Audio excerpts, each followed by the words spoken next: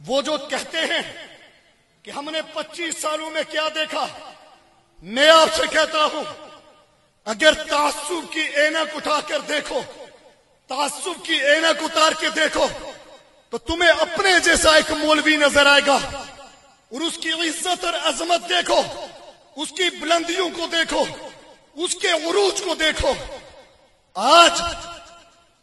میرے بھائی کہا گیا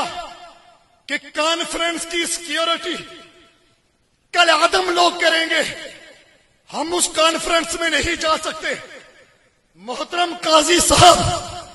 25 سال تک یہ کل عدم، یہ ٹیررزم، یہ دہشت گردی کی بکواس سینے کے ساتھ لگائے اس ملک کی نظریاتی جغرافیائی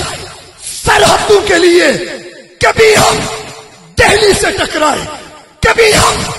کابل میں ٹکرائے، کبھی ہم قندھار سے ٹکرائے،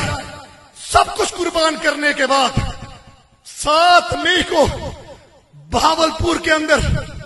مولانا مسعود اظہر کی فیملی کے لوگ، بہنیں اور بیٹے اور بچے ریزہ ریزہ ہو گئے، ٹکڑوں میں تقسیم ہو گئے،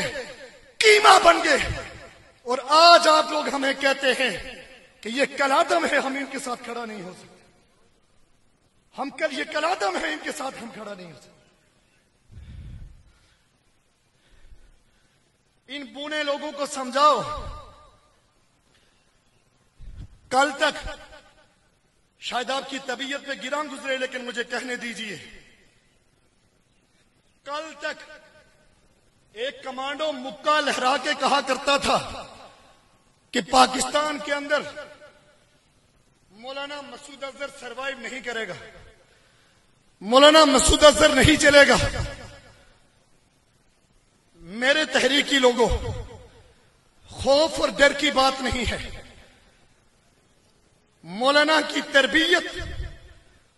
مولانا کا طریقہ، اسلوب اور منہج، مولانا کا اعتدال اور مولانا کی سچائی بتا رہی ہے کہ بہاولپور کے اندر تابوت نکلتے ہیں اور ادھر جی ایچ کے اسے آرمی چیف آرڈر جاری کرتا ہے کہ ان شہداء کے تابوتوں کو سلامی دی جائے، کور کمانڈر ان کے جنازے میں شریک ہوگا، فضائیہ ان کے جنازوں پر پہرا دے گی، آرمی کے جوان اپنی وردی کے اندر ان کو سلامی پیش کریں گے۔ 25 سالہ صبر، ہمت، استقامت کے بعد آج ہم ریاست کو، بری اور بحری فضائی افواج کو جہادی نظریے کے اوپر لے کر آئے ہیں۔ شہداء